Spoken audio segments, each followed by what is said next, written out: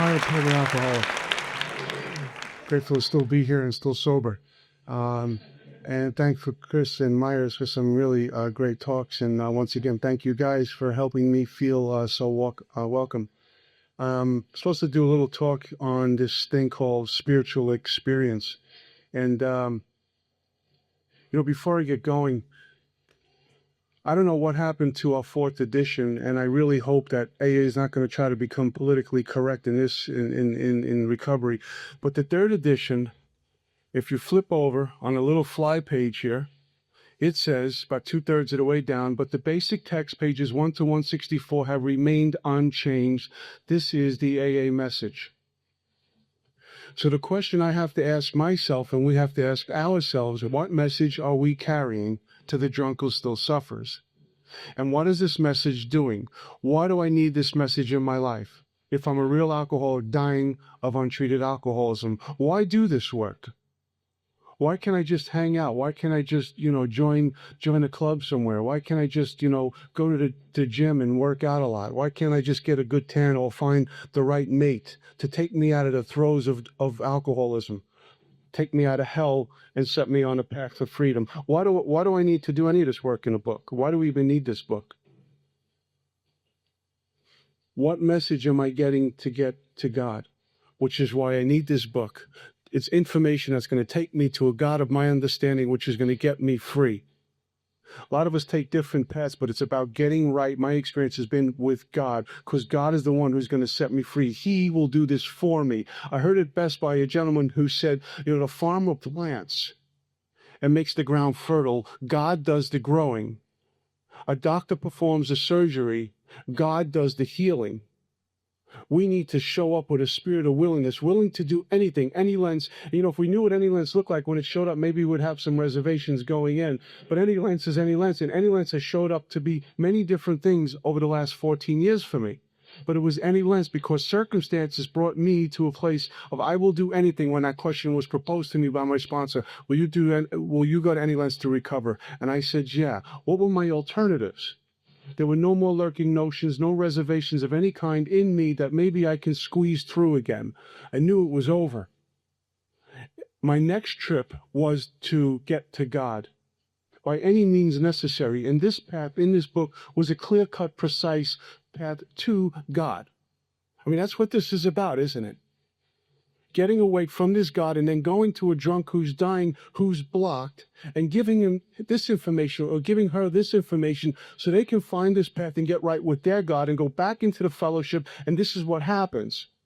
I spoke to some of you guys over the last couple of days. A few years ago, apparently none of this stuff was happening here. And now it's happening, and it's speaking volumes. And I really applaud all of you for doing this, because lives will be saved. Why? Because we're taking them through this book and they're getting right with their God. One of the most powerful sentences in our big book is just a few simple words. Lack of power was our dilemma. Lack of power. And I have found that it is not only with alcohol, it's lack of power across the board with everything. We access power, and then we're suddenly not powerless anymore, are we? We have power to do great things, like pulling a drunk out of hell and helping them get recovered. Not recovering, but doing it. Could you imagine doing this deal a day at a time, holding on? Dr. Bob, there's a statement by Dr. Bob. He says to a guy, quit drinking for good and all. That's forever. Chapter to Agnostics talks about quitting altogether. That's forever.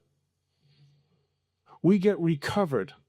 Our next function is to grow in understanding and effectiveness. We get this awakening on this path, and then we don't get free room and board in step 10. What we do is we continue to seek new experiences with this power. So what brings me to this power? These steps. Why do I show up? Because circumstances getting here brought me to a place of willing to go to any lengths. There's great things that happen on the other side. It talks about we're building an archway which we were going to pass through a free man. It's not too pleasant going through that archway. There's a squeezing that goes on, and it is not comfortable. My current sponsor says, going through this work again, are you ready to have your entire life turned upside down on you? A complete overhaul.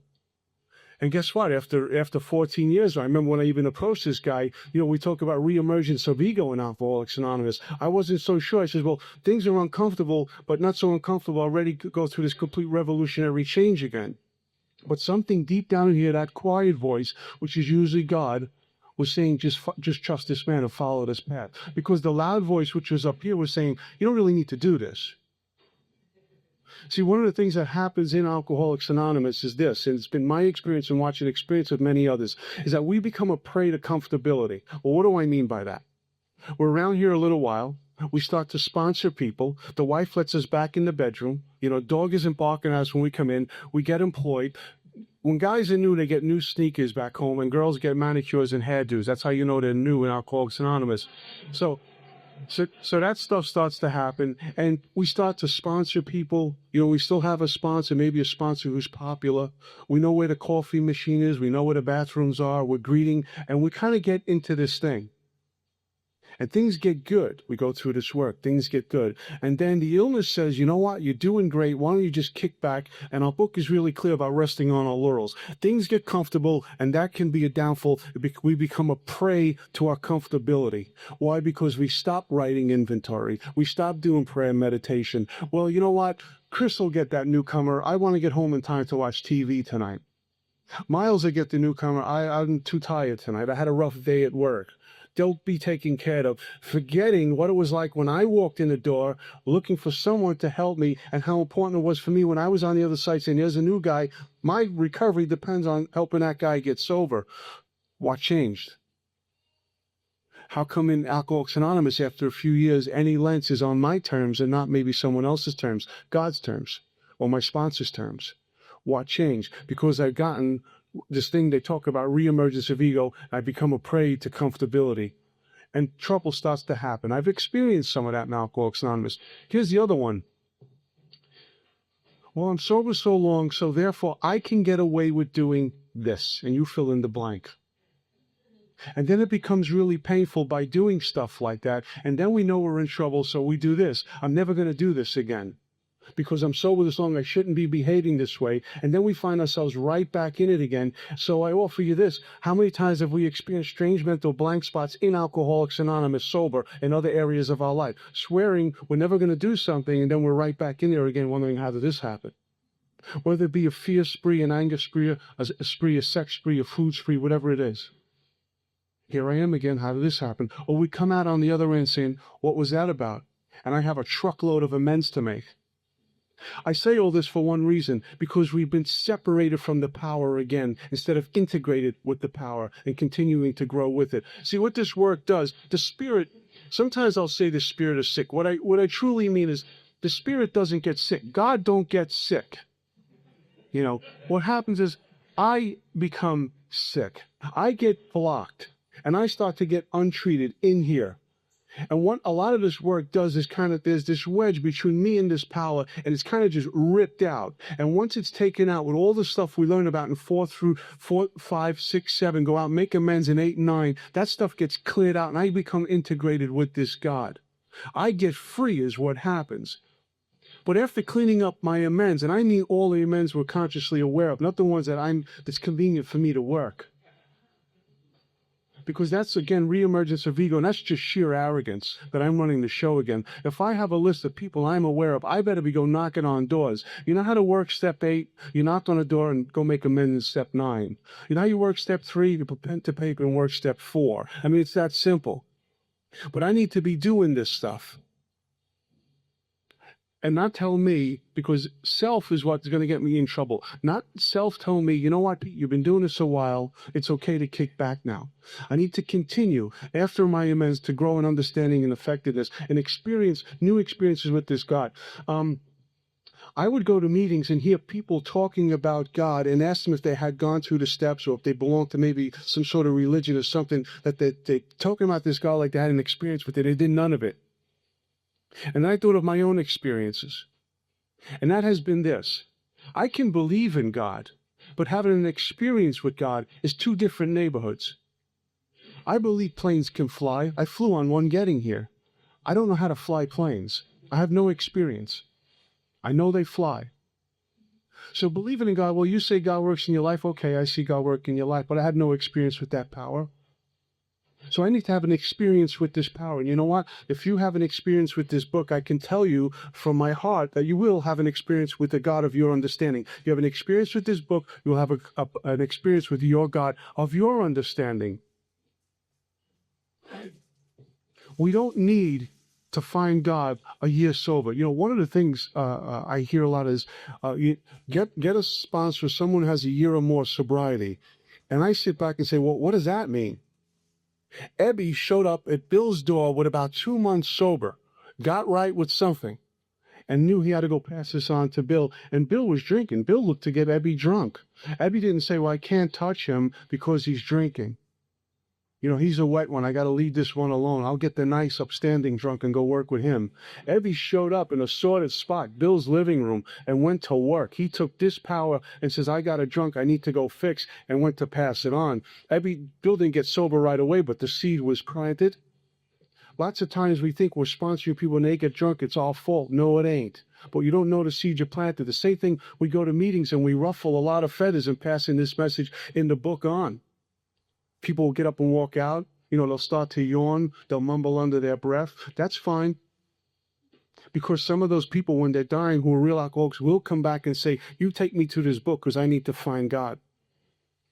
And that's what we're responsible for. I heard too many stories. Well, my own story. I would come to Alcoholics Anonymous and get lots of suggestions from people who meant well, but maybe weren't the real type like I am.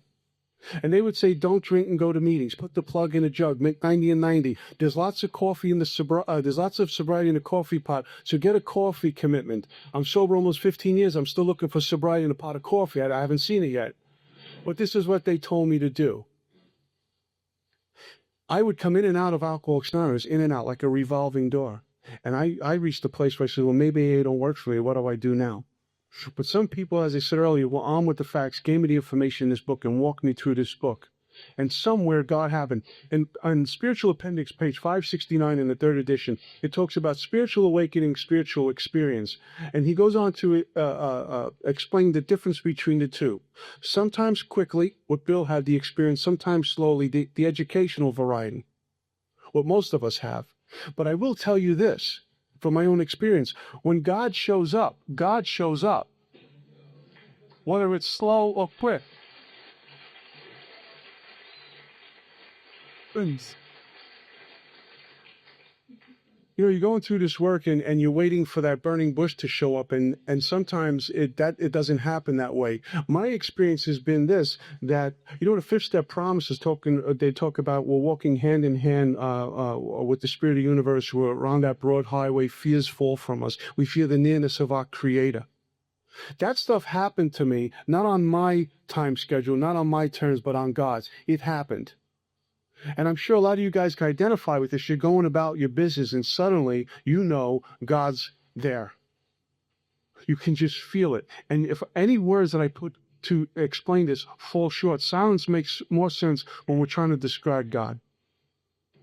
I remember telling my sponsor, trying to verbalize the words to tell him about my experiences with this power, and they were falling short. Anytime I talk on a topic like this, I always feel really inadequate about it, because how can I tell you about the love and power in God in my life without falling short? It's an impossible task to pull off here, but I'll do my best with this.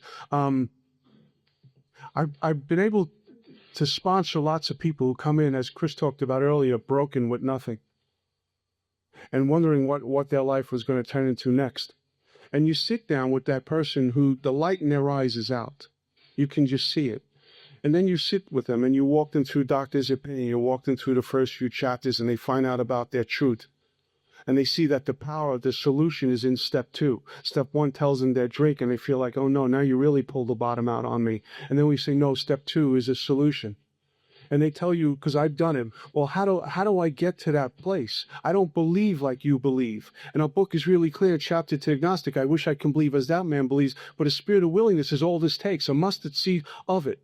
See, a spiritual experience begins with just a drop of willingness. That's all it takes to blow the doors wide open. And my own conception of God, no matter how inadequate, was sufficient to make the approach. You don't need to believe like the guy who's maybe right with his God for a long time. God doesn't make too hard terms. My book is really clear on that. See, you will hear in Alcoholics Anonymous, I'm living life on life's terms. Guess what? I blew that one. I failed. I still don't know how to live life on life's terms. That's too difficult, too painful, and it's always wrapped up with self. But life on God's terms, it's simple, it's easy. I suit up and show up, and I get invited to wonderful places like this. I go home and be a husband to my wife. I go home and be a son to my dad. I be a brother to my brothers, and I try to be the most upstanding member in Alcoholics Anonymous. I fall short in every area, but God doesn't make too hard terms because I've set right the wrongs that I make. Chapter to agnostic, if you're having this dilemma about this God stuff, you sit down and do some studying with this book, with chapter 4. Which is another thing.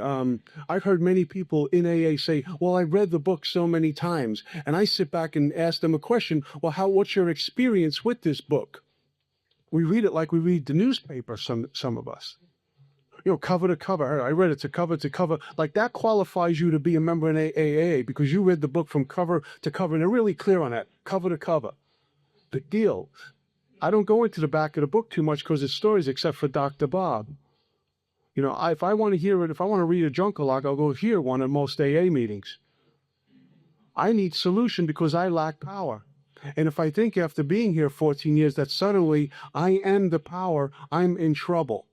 If I wake up one morning and think I have choice, I am in serious trouble.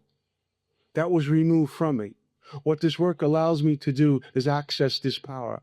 The third step promises talk about principal, agent, director, father, child, employer, employee. Like a loving father, God is going to nurture me like any father would do with his son or daughter. And when they make mistakes, they're going to hold them in their arms and show them the right way to go.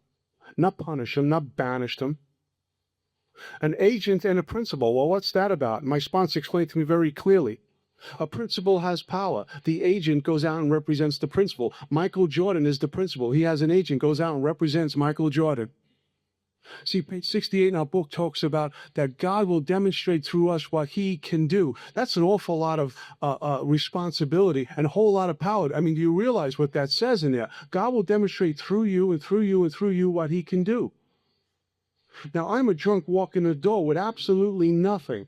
All I can think about was the next drink, and my life is in the toilet. And then we wake up, and then we come to page 68, and it says, God will demonstrate through me, Pete Marinelli, what he can do, that I'm in the world to play the role he assigns. This is great information from someone who is dying of alcoholism. And guess what? No one is not qualified in here to do that.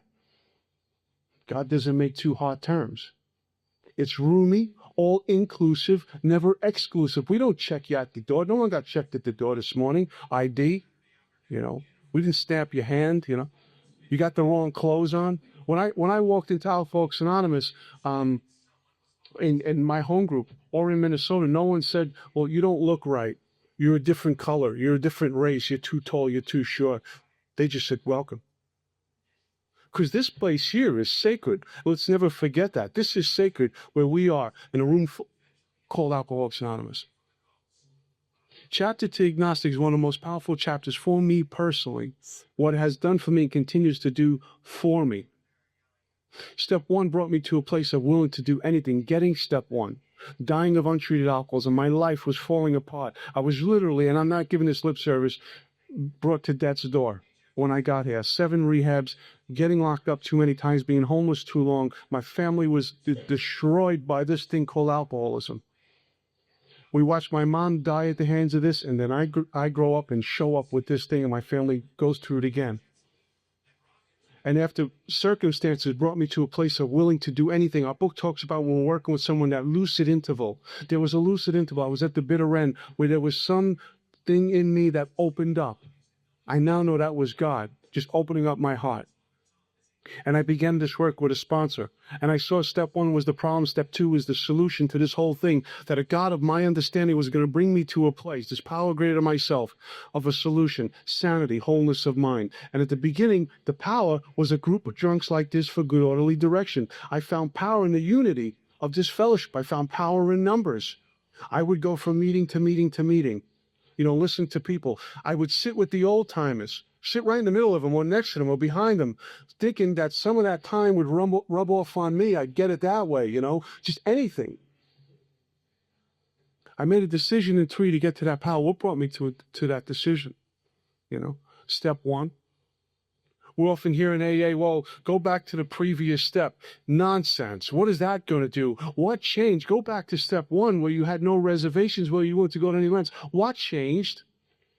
Well, I'm having a problem making amends, and the sponsors go back to 8. That'll kill you. What is 8 going to do? What changed when you showed up knocking on the door saying, sponsor, I will do anything. I'll make amends. I'll come to Iceland to make amends if I have to. What changed? Go back to step one. How come there's reservations again? How come there's conditions on my sobriety? Ain't this God's deal? It was like that when I started. So I make a decision in 3. I'm willing to turn my life over to this God, and I clean house in 4, share it with someone in 5. I recently was able to sit down for the first time and do multiple 5th steps. Sit down with a couple of AA members and do this. My sponsor was one of them. And I was scared to death going through. That archway I was squeezing again.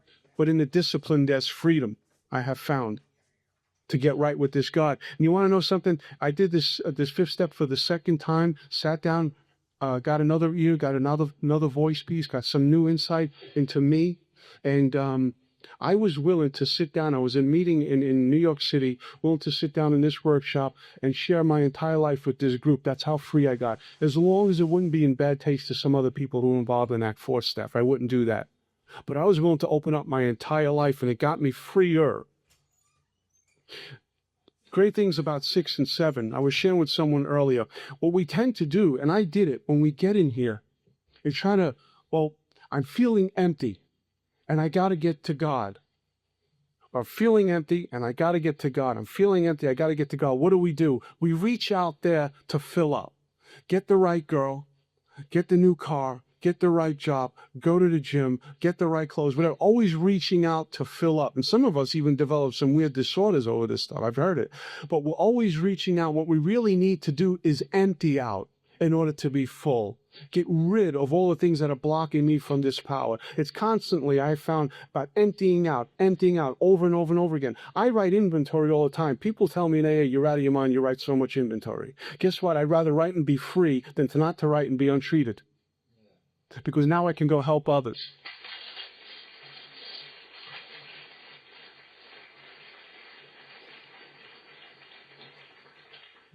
I showed up with a spirit of willingness, willing to have God take whatever he thinks is necessary from me. Step 7 is not so much about on my terms. It has very little to do with me. It's about having to do with being service to God and people around me. Changes are starting to happen as we go through this work. Changes start to happen. We start to experience the page 25, the spiritual revolution. Great promise on page 25. It starts to materialize somewhere between 4 through 9. Usually by that time we hit 9, the great fact starts to happen in our life. Deep and effective spiritual experiences. Incredible stuff. So when I show up with 8, after taking some of the information, the directions in 6 and 7, I have my list. I'm going to knock on doors. I got a spirit of willingness. I'm willing to do anything. And I know when to stay away and when to go. And I clean up all the amends I'm consciously aware of. I had some wonderful experiences. A few were frightening this last time through the work with amends. And then we hit step 10, enter the world of the spirit. Great promise. Step 2 talks about restoring us to sanity. Step 10 says we got it. But there's some conditions. Our book is full of warnings and promises and lots of conditions. The condition, step 3, that God will provide us what we need, this employer, if we kept close to him and performed his work well. How do I know I'm doing that? Am I following directions? Yes or no answer. I don't need to be a brain surgeon to figure out if I'm doing God's will or not. If I'm following directions and I'm waking up, not asleep thinking I'm awake, but waking up, I'm doing God's will. It's usually when I'm sitting down with another drunk and saying, I'll take you through the work, I'll sponsor you. It's usually when I'm going home and trying to be a husband to my a husband to my wife, or a good son to my dad. That's when I know I'm doing God's work, because you know it. You know it in here. Step 10 talks about entering the world of the Spirit. We've been placed in a position of neutrality, safe and protected. And I continue to do inventory and set right any new mistakes as I go along. And step 11 talks about prayer meditation. What this power will do for me once I've gotten to this place is incredible. And I'll close with this experience, because I know Chris and probably Myers want to get up here with some really neat experiences that have happened to me because of the power I found in this room, and based on my track record, I don't deserve. When I was out there using, I would make these bargains to God. I lost my mom when I was a kid, and I said, if you make my mom show up, I will stop all of this. Make my mom show up. I just want to hold her. I just want to hug my mom just one more time. Just make her show up, and all this will stop. Well, that obviously didn't happen, and I continued to die for a few more years. And I get sober by God's grace, 1988. And for some reason, shortly after I get sober, I decide to go to church and light 2 candles. I was moved one morning, go to church, light a couple of candles, and one was for the sick and suffering in and out of the rooms. And why I felt this feeling for sick and suffering in such a early time in sobriety, it had to be God. I was very uncaring about a lot of things, but I somehow identify with other drunks and was so passionate about what we do here. And the other candle I lit was for my mom, wherever she is.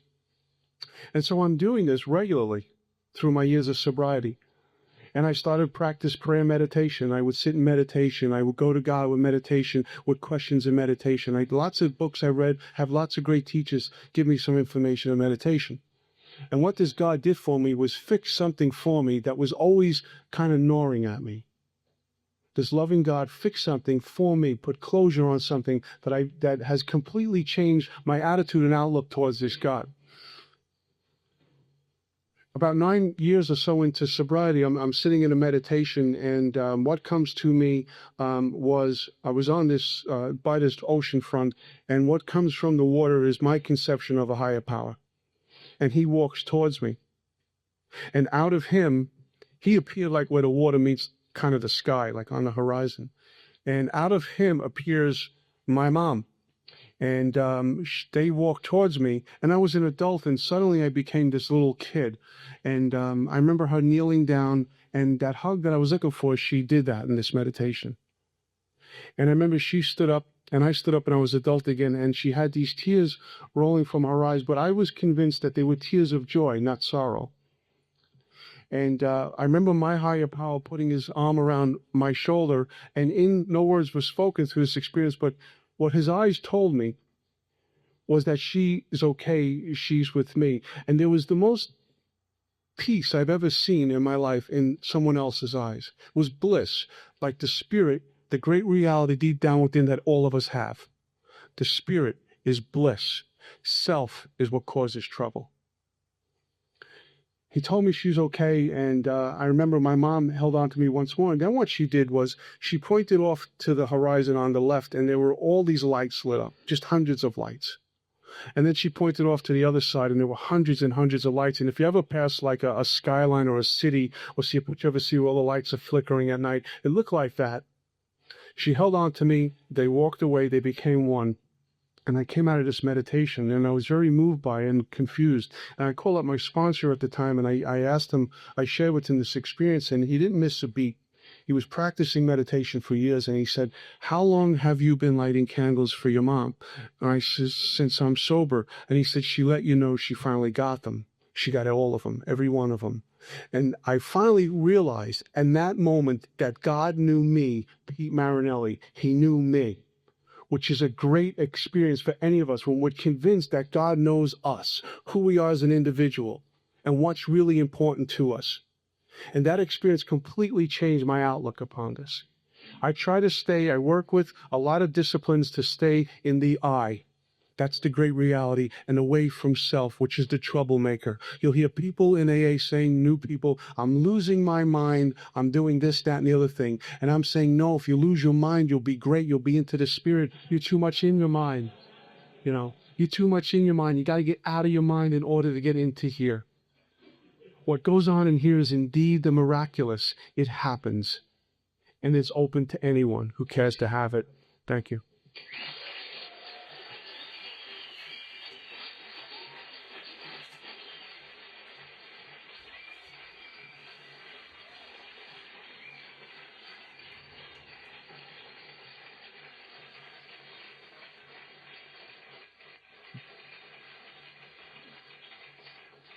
Man, I think some bitches got it. This is good. I'm start calling him Smooth Peter. This is great. This is great. I just want to add a little bitty piece to the end of what he was talking about spirituality.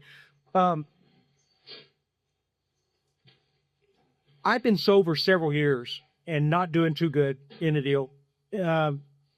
And I was talking to this guy at a conference one time about spiritual stuff and how come it is that when I look at it in a room full of people that are doing the deal, their eyes look different, they hold their head different, they're just different. Why can't I be like that?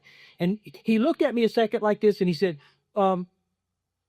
Myers, have you ever heard of the second step proposition? And I says, no. And he said, well, you heard of the second step? And I went, yes. And he said, well, turn to page 52. It's different in your book. I just found out. But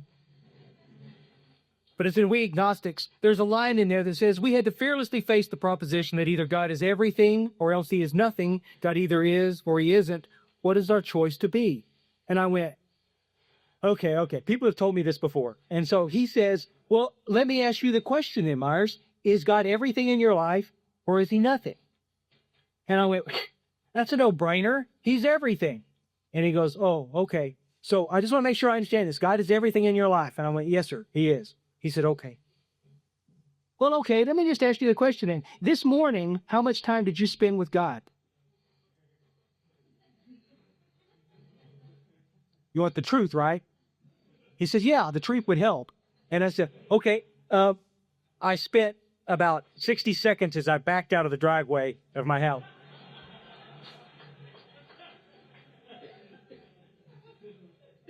And he just looks at me. I hate it when they do that. Dan, just talk or do something, but don't just look at me. And he just looked at me and he says, so let me see if I've got this right. I want to make sure that I understand this. God is everything in your life, and you spent 60 seconds with him as you were backing out of the driveway. And I'm assuming that yesterday was the same drill, right? And I went, yeah. Because you see, it's as I back out of the driveway that life smites me in the face. Life looms large as I back out of the driveway. My day I see right there. And I get scared. And then it's time to say, God, Fudd, we have a little chat, you see?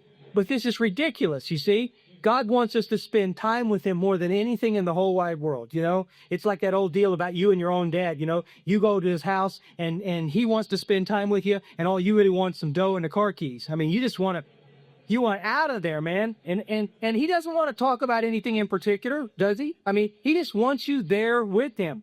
Well, it's the same thing with the relationship with these gods of our understanding. Our God just wants us to be with him or her or what. I hadn't figured all this quite out yet, but you get my drift. You see what I'm saying? It's just the dangest thing. So if we keep that thought real quick and we go back to that second step proposition that we had to fearlessly face the proposition that God is either everything or is he nothing. The funny part about it is that most of us tend to do this thing kind of weird. God becomes everything around booze and around drugs. But what about everything else? And this is where we get grindy.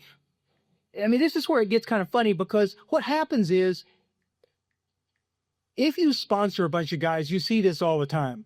They go out downrange a little bit. They get out there a little bit and they start living their life, and things start falling apart. And then collectively we want to say, oh, well, this man just didn't do enough inventory work. He needs to go back to his 4-step, or he didn't do his amends right. Well, let me add one more to the bottom of that list of things that we might want to check. It may be true. He may not have done any inventory and he may not have done any amends. This could all be possible of why he's not getting connected to God.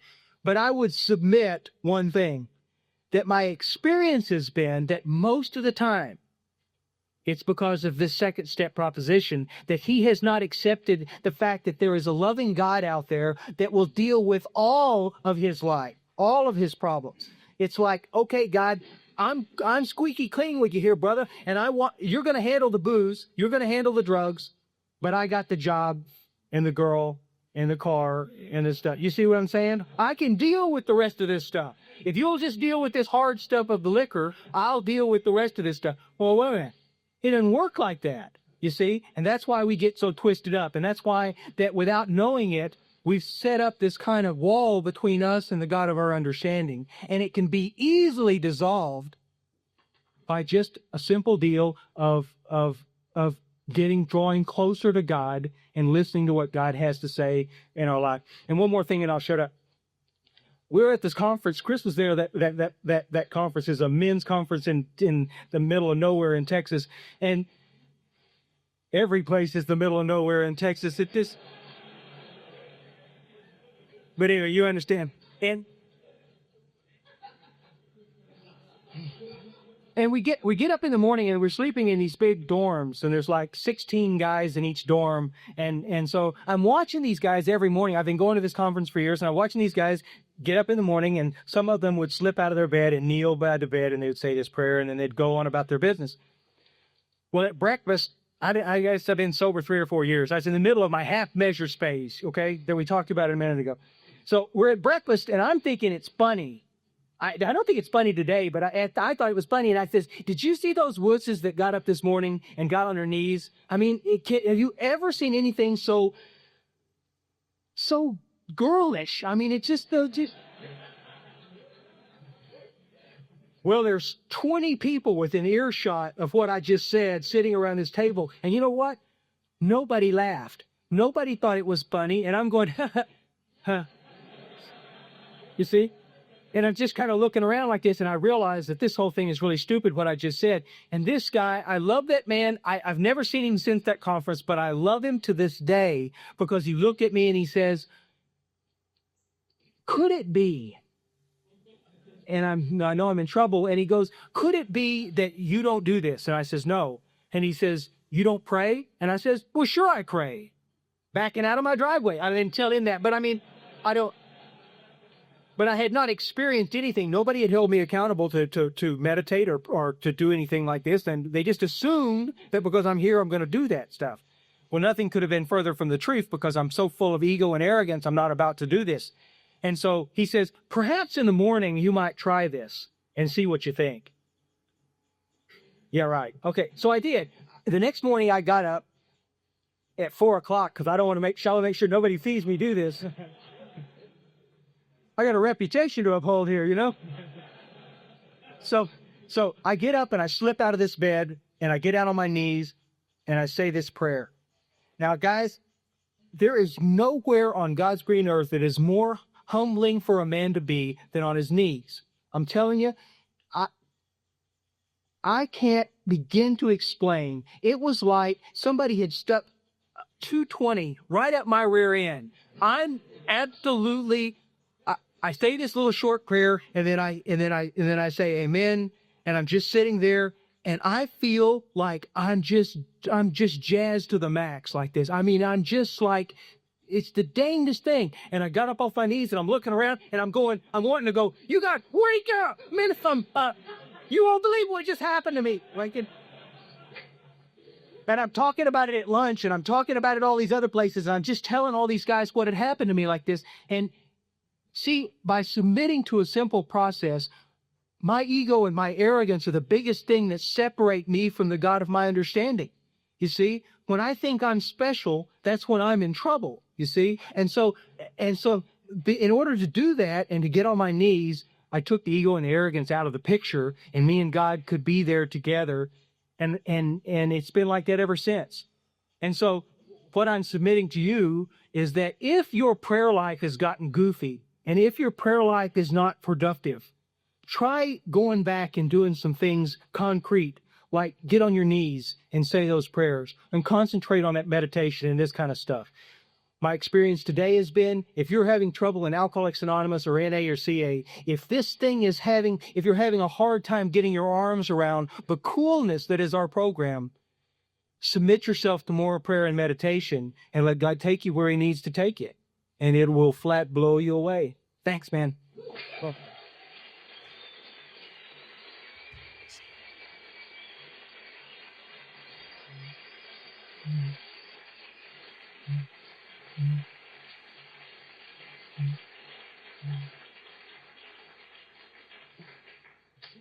he's not so evil after all. And my name's Chris Kramer. I'm an alcoholic. There's a couple way they're talking and watching some of your faces. There's a couple of things that are real hard. I know some of you, when you got in the fellowship or started going to treatment, trying to get some health, you went to your family members and tried to explain this thing called alcoholism. And, remember how hard it was to try to explain to them what this was about when they really had no clue, unless they were really one of us, then they understood. It's like there's a couple of things that are almost impossible to explain, and being an alcoholic and an addict is one of them. If you have no point of reference, and the other is the spiritual experience, and because if you've had it, is like Peter was saying, words don't really matter. You just look at somebody and go, huh, like. Now, you understand, and it is like, and if you haven't had it, you can talk until you're blue in the face, and they're not going to understand what you're talking about. And I think this is what makes a lot of people uncomfortable in our fellowship, is because we want to talk about an experience we haven't had. You follow us? There are a lot of people in Alcoholics Anonymous today that have been sober a long period of time. Let's change the verbiage. There's a lot of people in Alcoholics Anonymous that have been dry for long periods of time, not drinking and drugging one effing day at a time. You follow us? That have never had the spiritual experience. And I'm going to tell you, you start talking about a spiritual experience in certain groups, and it'll flat irritate them. It'll flat piss them off because they've never had the experience, and that what they think is that you judge it. Oh, who do you think you are because you're so special? But you see, that gets us in a little cul-de-sac that we can't get out of if we're not careful, because the part of the hope that we share in this fellowship is our spiritual experience. And if we're in a place where we can't talk about that spiritual experience, then we're in trouble. And what are we sharing? That's why we want to fall back on our stupid war stories and talk about the pissing and moaning, I'm just having a bad day. Why would you, if you've had a spiritual experience, want to take up somebody's time talking about your bad day? What I want to do, you got to ask yourself, just like Myers said, you got to ask yourself the question, if God's the most important thing in your life, then why do you want to talk about anything else but that? But because it's this, in this connection with God, that the obsession to use lifted from me. It was in this place. The book talks about, in the doctor's opinion, it says we're irritable, restless, and discontent, and unless again we can find the sense of ease and comfort, we're going to go do it again. And then it says, strange as it might seem, once this psychic change, y'all go with us? Spiritual experience, psychic change, same thing. Once this psychic change takes place, we're easily able to handle the stuff that goes on in our lives. It's like swimming upstream, guys. Any of y'all no, you don't swim in anything deep. Well, I guess you do here. I just can't imagine being in the water this cold. I'm there. I haven't taken a shower in 3 days. No, I'm just kidding. Did y'all see I got new clothes? I'm going to actually wear something different tonight. Just so y'all know I'd even come to Iceland just like this. They lost my bags in the airport. Some of y'all didn't know that. And I've been without stuff, but no, never know. I know. Well, steer clear.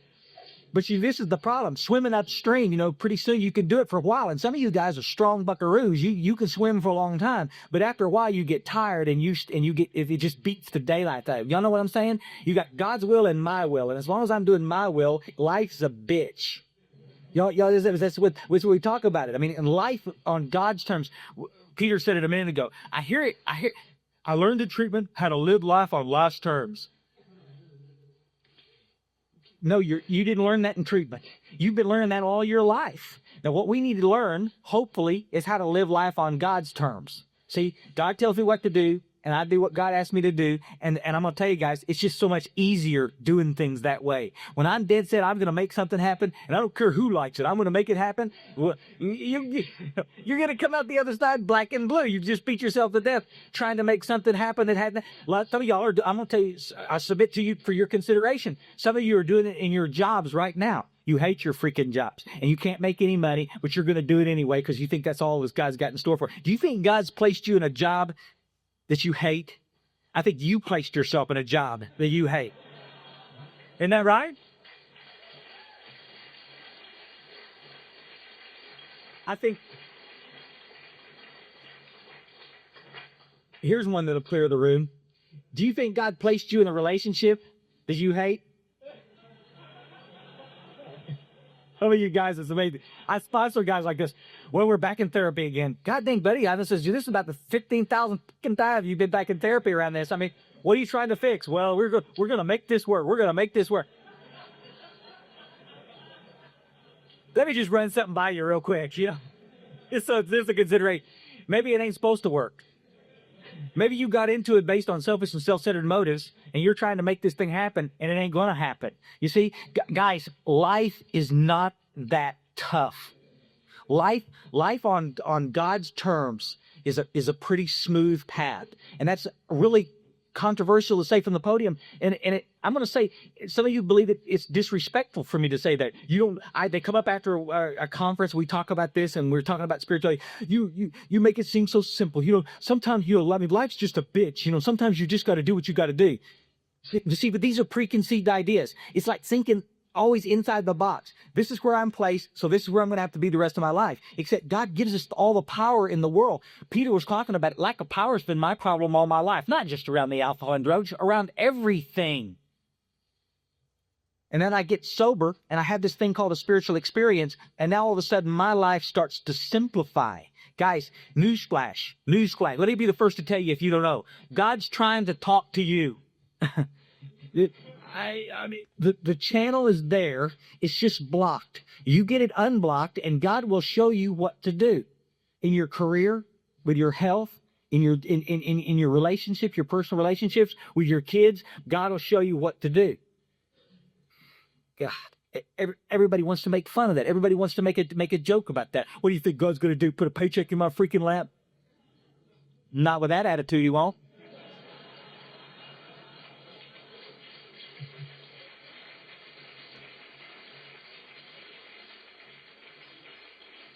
It's like Myers says, the proposition has got everything or has got nothing. How are we going to count? Let me give you a quick story real quick. A couple little things. I went to, some of y'all may have heard this on tape or something, but I went to my first wife. I finally tracked her down. She disappeared for 10 years out of my life. I was divorced about 5 years before I got sober, and I brutalized this woman. I watched her have a nervous breakdown in Denton, Texas, and I didn't even know she was having it. She got taken to a hospital in an ambulance, folks, just coming apart at the seams. And she was sober. She just coming apart at the seams, trying to keep us out of the poorhouse, trying to keep me from, I'm driving her nuts, and bless her heart. And I over the years, and I got sober, and I tried to make amends. I tried to find her, and I wrote letters, and I couldn't track her down.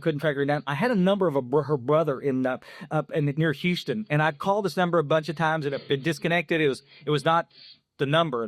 And so, my sponsor and I were in Pasadena doing a little workshop, and I picked up the phone book because this cat lived up just, 20 miles from there. And so I picked up the phone book, and I looked down, and I says, I wonder if this number right here is his number, her brother. And I picked it up on impulse. God, let's do this. What the hell? And I picked it up, and I dialed the number, and I got her brother. Now, guys, I'm going to tell you, I'd called long distance trying to get that number forever. That number's been listed for years. Why haven't I been able to make these amends until now? He said, Chris, I don't really think she'll talk to you, but I'm going to call her, and if she wants to, I'll give her the number. Best I could do. I gave her the number. Mark and I went, we did this little workshop, we did the talk, came back about 10 o'clock at night, and my lights blinking, big in the hotel room. And I pick it up, and it's her, the message. And I called her cell number, and we got to visit. And the next night, this cold, I'm not really crying over this crap. Only pussies cry. At least when it's in Texas, anyway, I don't know. And we decided, well, there's no love lost over this. Guys, I needed to be out of that relationship, but the things I did to her and the things that were left unsaid when I left that house, and it's like, we got a chance to sit down and have dinner, and I said, and she'd been in Al-Anon for years, folks, from the damage that I'd done. Bless her heart, and she had recovered in her own right. And she says, I know what you're doing, because I told her I need to make a formal amends to you for the crap I put you through. And so we sat down and had a great dinner, and then we talked, and I told her what I owed her amends for. I told her what I felt I had harmed her. And she looked at me, and I says, is there anything else that I owe you amends for? And she started crying. She looked at me in the face, and tears come in her eyes. She said, Chris, you don't have a clue, do you? I said, you've spent 30 minutes making amends to me about external stuff. Now let me tell you what you owe me amends for. You with us? And she proceeded to tell me and I got my chance to sit there and cry because I didn't have a clue. We think we know. We think we know the way we hurt people. We think we know what we've done to our city here, to our society. We think we know. We think we know about. It's what you think you know is the noose around your neck. What you think you know is the noose around, what you think you know about this work is the noose around your neck, because it stops you from sticking your beak back in this book and learning what the truth is. What you think you know about the spiritual experience will stop you from having a bigger, better spiritual experience. It's contempt. I've had the spiritual experience. Oh, have you? Let me tell you.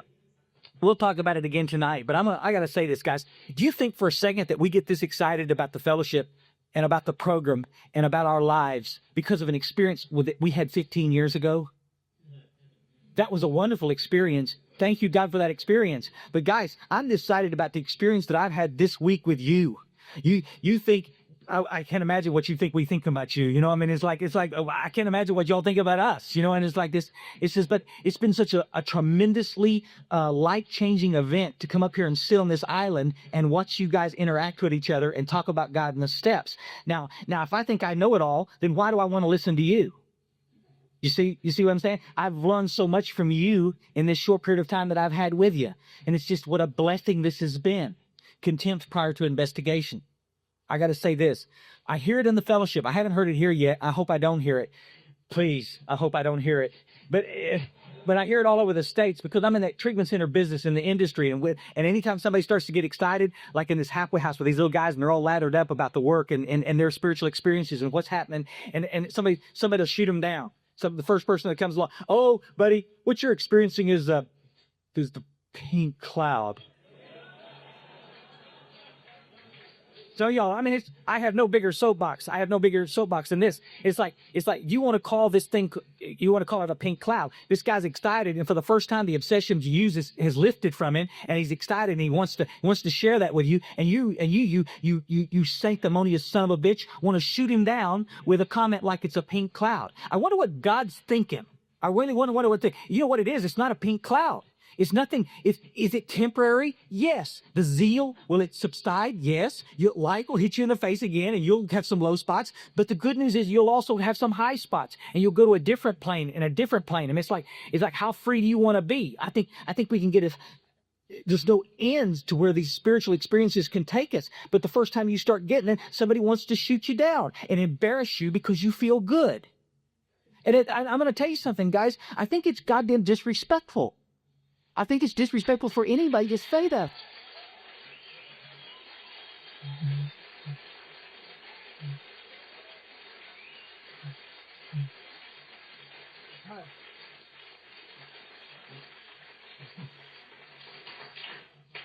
In closing with this, I would like to share possibly a little piece of just observation on my part.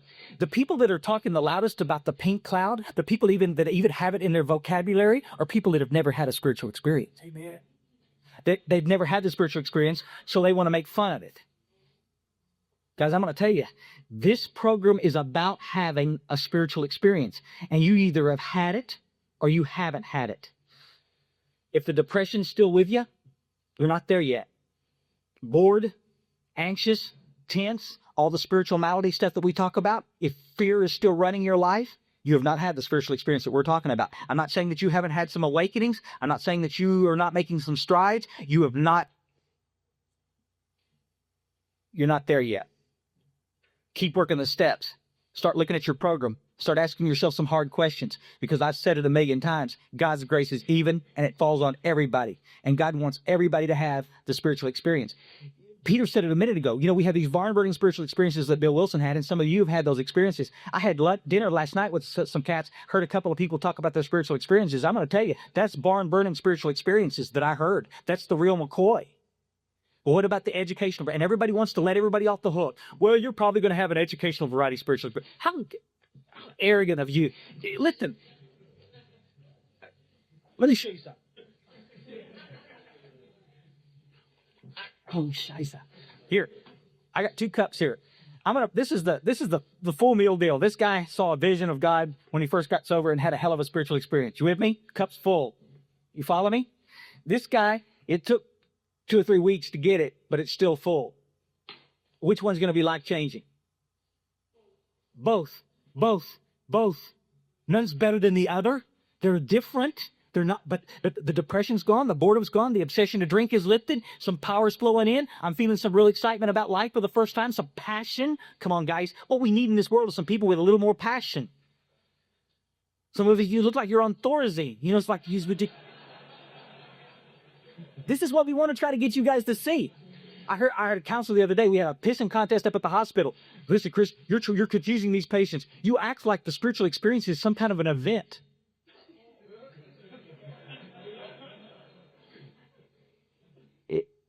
It is.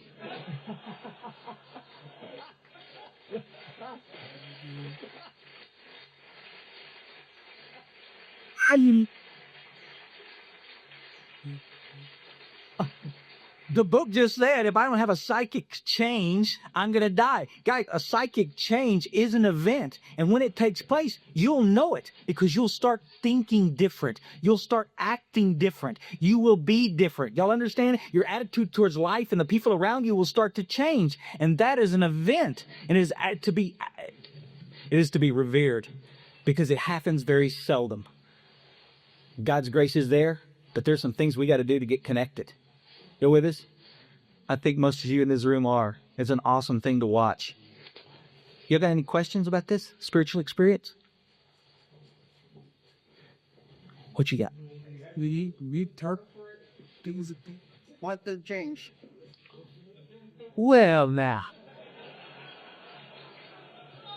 The new term for the spiritual experience, quantum change. Yes, some of us poor uneducated Slavs are going to be just shit out of luck, aren't we? You got something else you want to add? Peter, you got something else you want to add? Any other questions, guys? If y'all are on this side, you got to make noise. I won't see you. You know, hey.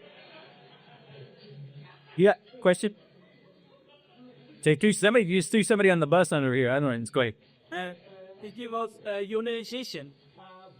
What's your experience with what you do? There's a couple of guys asking about this earlier, and I think everybody's can be a little bit different. Some of us are more organized, and our little regime is a little more disciplined. I don't know. I don't know the right word for it. The problem is not meditating. Is not meditating wrongly. The problem is not meditating at all. You follow what I'm saying? I mean, even a half-assed attempt at meditation is going to get you someplace. What is meditation? I mean, what's the whole thing is about is to get quiet so we can hear God's word. A lot of you guys want to muck it up with a bunch of reading. I'm down with it. I understand it. If you want to do that, that's cool. But sooner or later, you got to shut up. You follow me? Treatment centers in the country spent there's a meditation book on everything. Meditation for helpers, meditation for gay people, meditation for Jewish people, meditation. No, I can send you copies of all of them. It's just medication.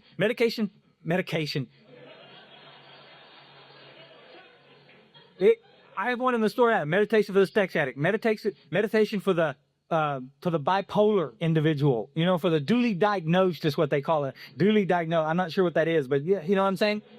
But there's meditation for all this. But people look at it and they think, if I read this, I'm meditating. You're not. You're reading. But again, you see that? But it's like here's the deal. The Bible talks about it. And a lot of other spiritual literature talks about it. It's in the stillness that we know God. Y'all with us? Yesterday afternoon, we were walking out. I couldn't tell you where. We were up in the mountains, and it's colder than the hell up there. And we're out there, smoking a cigar, and it gets quiet. And I held back to take care of some business I had to take care of, and everybody's out walking, and we're all just kind of by ourselves on different. And I'm there by myself in this absolutely breathtaking nature. You with us? Quiet. Now, guys, if you can't hear God's word in that moment, then you were truly blocked. I would say you were impacted. Maybe a fleet would help you out there. You know what I mean, buddy? I say it's absolutely breathtaking. And that's where I do. A lot of us find it in nature. When I got to this fellowship, I believed in meditation. I said, I can't do this meditation crap. One, I can't get my legs to fold in that. Yeah. Much less, and much later, man, the guy was telling me, right, and much less do it naked. You know, I could look at it and say, no, I can't do this. I can't do this. Self-conscious enough as it is, I got the little pee-pee stick. I just can't, I can't do. And you light up a patchouli and you put some sitar music on and you zong, you know, and this, that. And listen, guys, and that's a form of meditation, and you can do that. But I mean, if that was it, I'd be dead now. I wouldn't be able to, it's in the stillness. Get quiet with God. Sit up straight. Get quiet with God. We were talking, most of us meditate with a little timer when we first get started so that we don't miss appointments and stuff. Because sometimes, guys, when you go into these levels, when you go under and you start experiencing this stillness, you don't want to come out. And some of you don't, I mean, really, it can be you go down. I'm not trying to get away from my body. I'm not looking for an astral experience. You see, I'm trying to get closer into my body. And as the voices, as the word comes to me about what I'm supposed to do with the day, whatever, I got a pen and paper next to me and I write that down. I jot that down.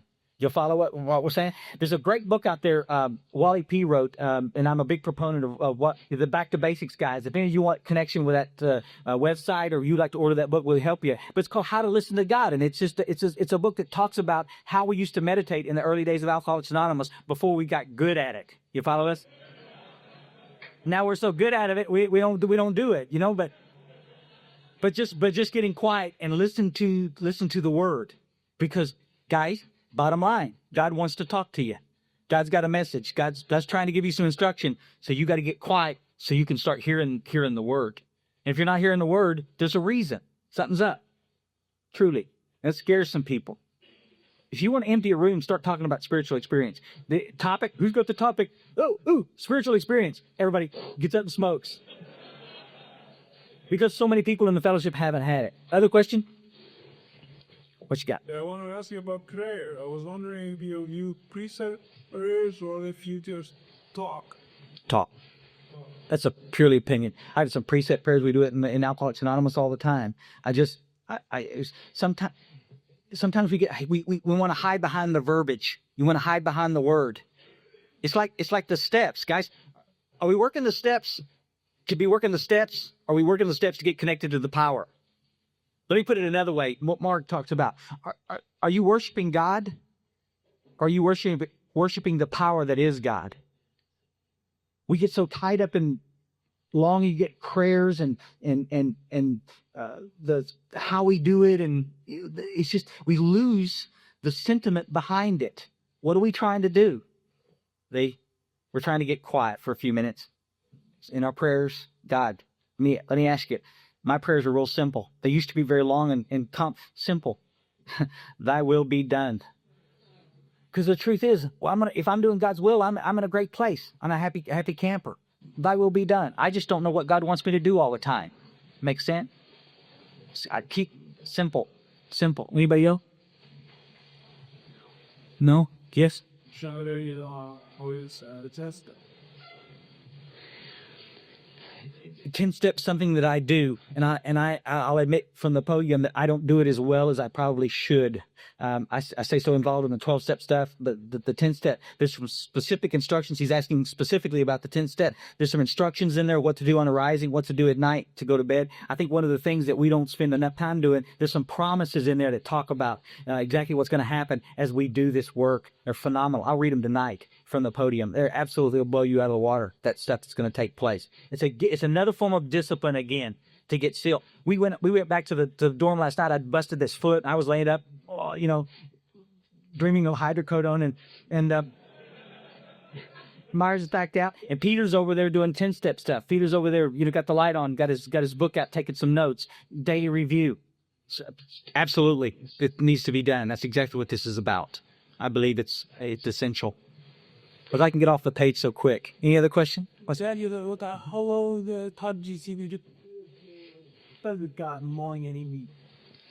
longer, the better.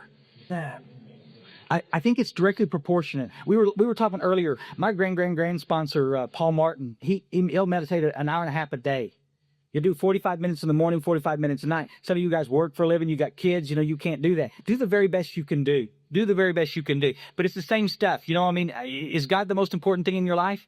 Then let's spend some quality time with him. More than a couple of minutes, guys. Give him 15 minutes, but you've got to practice. Sitting 10 minutes for an alcoholic or a drug addict in early sobriety is like, It's like me listening to Coltrane, you know, and I just can't do it after a while. You know, it just drives me nuts, you know, for me personally. But some practice, you can get, before you know it, you look up and it's been 30 minutes and you've got this connection. It's like unbelievable. Time will cease to mean anything in that place. That's why we suggest that you use a little timer, but it takes discipline. Practice. Just try it for 5 minutes at a time. Tonight, when you go home, make a point to set your timer and get quiet for 5 minutes. Clear your mind a little bit and say a little prayer and then get quiet and then practice and see what happens. Again, the same thing. The problem is not that we're meditating incorrectly. The problem is that we're not meditating at all.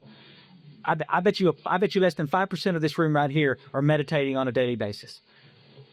I'm not even going to ask you to raise your hand. I'm just tell you, probably 5 minutes of you haven't sat down and got quiet with God in weeks. And you wonder why there's a feeling of disconnection. You're not even in the same room. You know, that's what that's about. Anything else? Got anything? What you got? What do you remember in the Papa leather around up? Good question, but we hear. And I didn't hear it. It was probably so great it went right over my head. You hear, bro.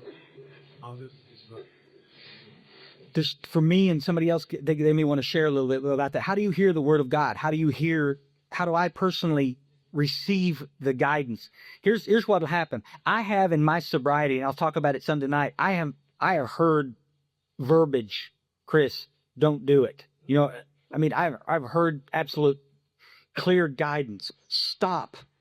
You know, a lot of times it's a little more subtle than that. A lot of times it's a little more. What'll happen is I'll get y'all know in the book where it talks about the intuitive feeling. You intuitively know how to handle a certain situation. That's and I just and then all of a sudden the stuff will start taking place. If you'll get quiet with it and you'll start opening to the possibility that there's some guidance coming to you, what'll happen is you'll hear the guidance. It's like sometimes it's like looking for rock. Any of you guys are geology buffs and you want to go look for a rock, first thing you got to do is find out what the rock looks like. What are we looking for? And you see a picture of it or you see a sample of it, and then all of a sudden you say, shit, they're everywhere. They're all over. But before you were walking over them because you didn't know what to look for. That's exactly what this guidance for me has done. You know, it's like God's been screaming direction at me for forever, but I haven't heard it because I didn't know what I was looking for. I'm looking for a big neon sign, and it's a very, very small little note slipped under the door. You know, Chris, here you go. And then you get quiet, and then you start listening to this stuff. I'll finish meditation and the phone will ring.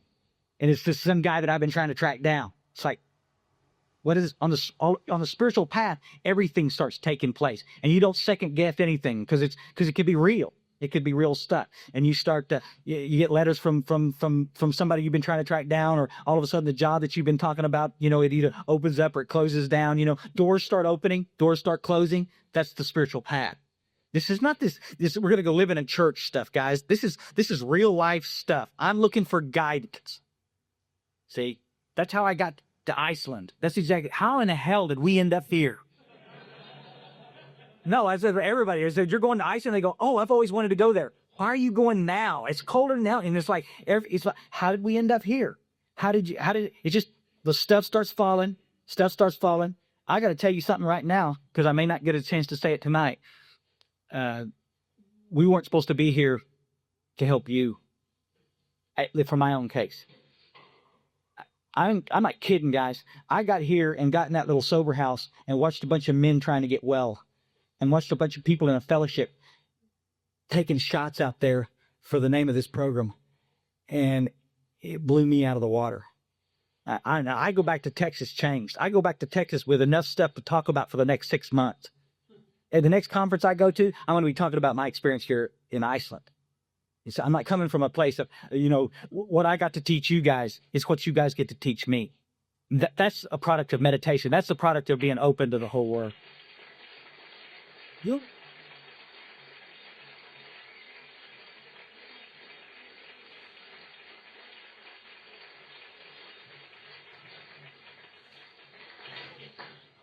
I'm willing to take any questions. I just wanted to expound on what Chris had talked about in worshiping methodology.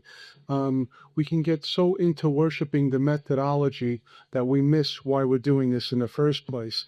I would get so tight with having to read certain things in the morning, having to sit for so long, have to do certain prayers for so long.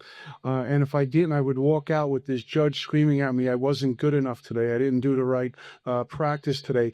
And the best story I can explain with this is a friend of mine told me what happened to him. He was sitting in meditation and he hears his wife calling from upstairs, can you come up and help me with something? And she called about 3 or 4 times and he replied, God damn it, can't you see I'm meditating? So, as I heard a guy in Minnesota say, we go in and in, we turn in order to go out, because if we don't turn in, we can't go out. But if we turn in too long, we better look out. You see, we get so tight with this stuff. My current practice is, well, let me say this. What I do currently is I allow the Spirit to move me to read on certain days. There's days I'll read a few pages out of meditation books, and I'll go through that for weeks or even months. Sometimes I'll read page 84 to 88 out of our big book. Sometimes I'll stop with that. I'll read other material. Sometimes I don't read at all. I'll just sit with some prayers that I'm very comfortable with, prayers that have become very personal to me. And then after my prayers get done, I'll sit in a meditation. And I try to do, well, I shouldn't say try. I do twice a day, 20 minutes a day, and sometimes I'm doing 3 times a day for longer. I've been in meditation for quite some time, and I've been in a meditation for like an hour and better at times because of the experiences. And you get taken in meditation. There's lots of techniques to it. Just let the Spirit move you. See, in doing, we succeed. Never forget that. In showing up, we succeed. I'm willing to do this. And wherever God's going to take me, let him take me. The other thing I found out, if I'm not clear, I can't hear. What do I mean by that? If I'm blocked with self and all my attachments to things out there, you know what? I can't hear God. I think God wants me to do certain things, and then I'm finding out it's just not happening. I need to be clear. I need to be unblocked. And the deeper I go and the more experience I have with this power, my attachments to things out there, things that seem so important to me, are suddenly cast aside. They're not so important. Because as long as I'm attached to stuff out there, it will determine how I act, how I feel in here, and how I act towards you. Because there's an angle on everything. 12:12 talks about fearful of losing what we have and not getting what we want. So as long as I'm writing inventory and discussing it with someone and sitting in prayer meditation and seeking to grow with this power, great things will come to pass for me and you. The book promises us all of that stuff. Again, why would God deny any of his children his peace, his ease, and his comfort? Why would he do that? My God's a loving and caring God. He only wants what's right for me. So it's about getting out of self and getting into this great reality, the Spirit. There's certain disciplines. There's a condition on it. Chris, Myers, did you want to add anything? No, yeah. Well, in closing, let me just say this. Again, what Chris said, I watched a bunch of guys. I'm watching a bunch of guys at the Sober House doing great things and carrying this message.